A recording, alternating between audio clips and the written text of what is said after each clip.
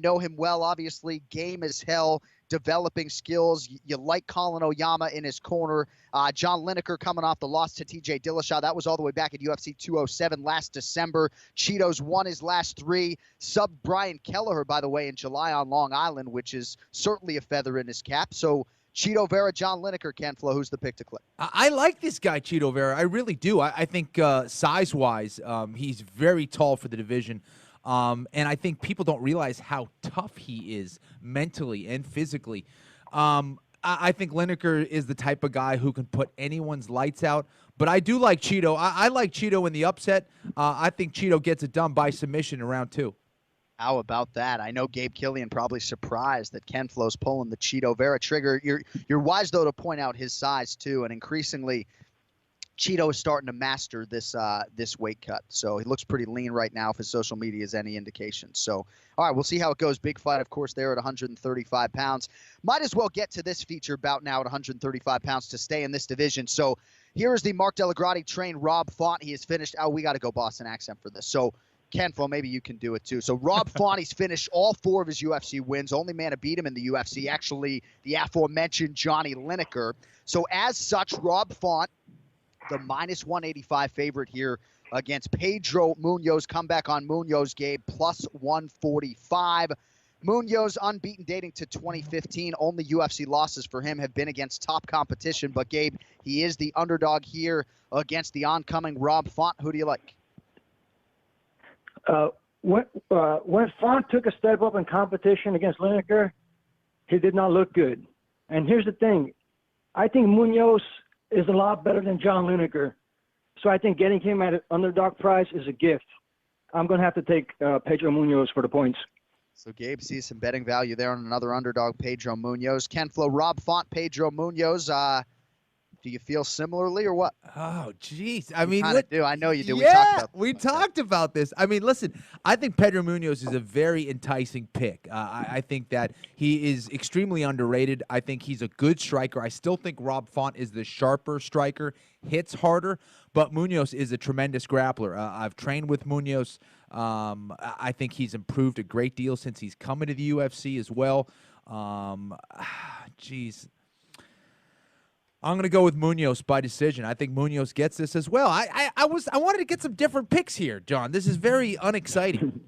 Well, and I appreciate your willingness to do so because you could certainly just pick every fight similarly, and I mean you basically have this thing locked up. So I appreciate you trying at least in spirit to go different from Gabe Killian. So Munoz only losses in the UFC: Jimmy Rivera and Rafael Assunção. That was back in his UFC debut.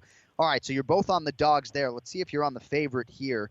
Couple of lightweight division staples. UFC appearance number 28 for Jim Miller.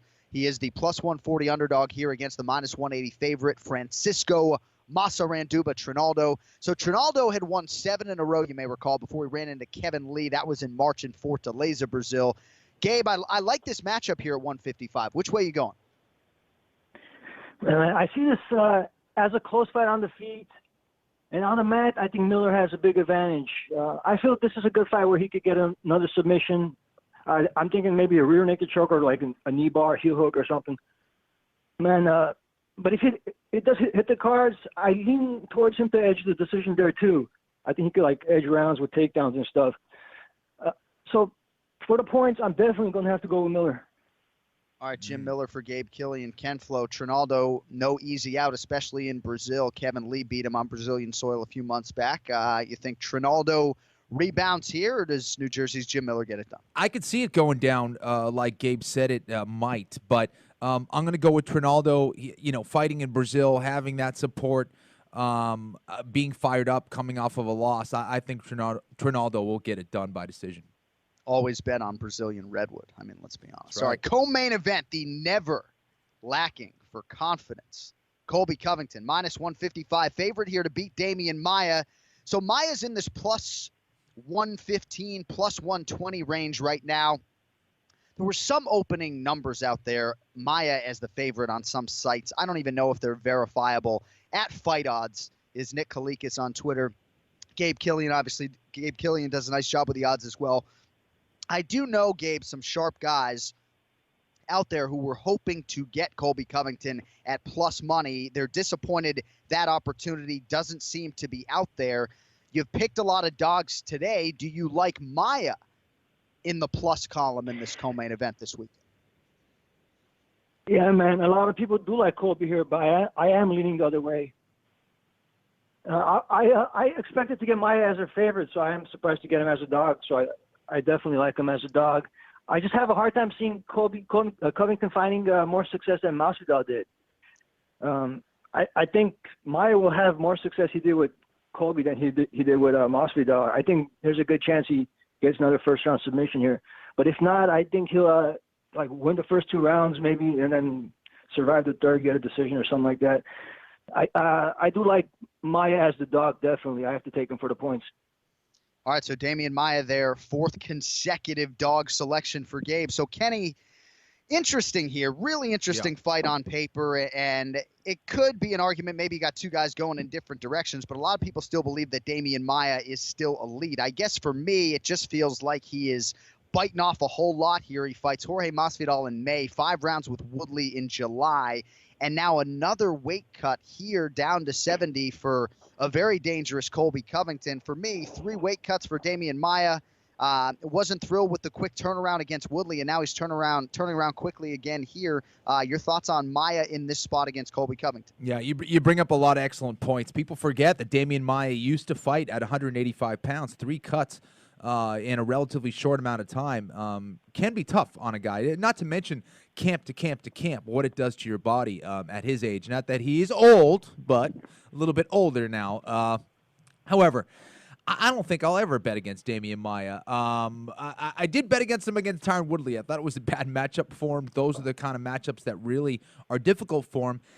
The difference here with Covington, I don't think he's the kind of striker that Tyron Woodley has. He doesn't have that one-punch knockout power, in my opinion, that Tyron Woodley has, nor does he have that kind of insane speed that Tyron has. So I'm going to go with Demian Maia here. I think that Covington's, the best part about his game is his wrestling, his ability to get ground and pound. I think that's where Demian Maia wants to be necessarily, maybe not on his back for too long. But I think that in order to go to the mat with someone like Demian Maia, you got to be extremely slick. I haven't seen those skills in Covington at this point. I'm going to go with Demian Maia. All right, main event, guys. Former UFC champion, the forgotten man, Lyoto Machida, home underdog here in his UFC return. He's been out serving a suspension for 2 years. Last fight was that main event loss, Hollywood, Florida, against Yoel Romero all the way back in June of 2015. So here's Machida, Kenny, returning his 22nd UFC appearance and looking to make up for lost time against Derek Brunson. Last win for Machida in the octagon was actually CB Dalloway, December 2014, Barueri, Brazil. So Machida right now, Gabe, plus 130. Derek Brunson favored at minus 170. We'll need the round and the method of victory here. Who wins the main event, Gabe, in Sao Paulo? I think this fight comes down to whether Brunson can get the takedown or not. Because the longer he stays standing with Machida, the greater are his chances of getting knocked out. In a 50-minute fight at underdog odds, I like Machida's chances of getting the finish. I see this fight playing out similarly to Machida's fight against Ryan Bader, where Bader was cautious in the beginning, and then he got frustrated, ended up making a mistake, and he got caught. I think there's a good chance this fight might play out that way too. So I'm going to go with Machida by round 2 knockout. Round 2 KO for Lyoto Machida in his return. Kenny, it'll be good to see Machida back in there against a very motivated Derek Brunson, one of the few men to actually solve Daniel Kelly and kind of put him in his place in his last fight. Took him about a minute to dispose of the great Daniel Kelly. Your thoughts on Brunson and Machida here, and ultimately who gets it done? Yeah, you know, this is a really tough one for me because I think if you want to have success against someone like Lyoto Machida, I think you need aggression. You need to be able to back him up, but you need to do it in a very smart way, and you need to be very defensively sound. Derek Brunson will fight pretty aggressively at times.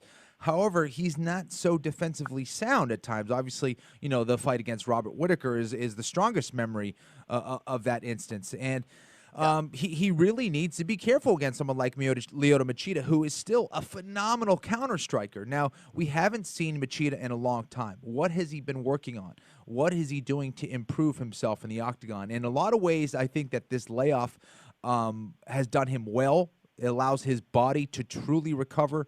It allows his mind to recover a little bit, give him a different perspective on the fight game, and learn some new stuff. Maybe come in with some new tricks.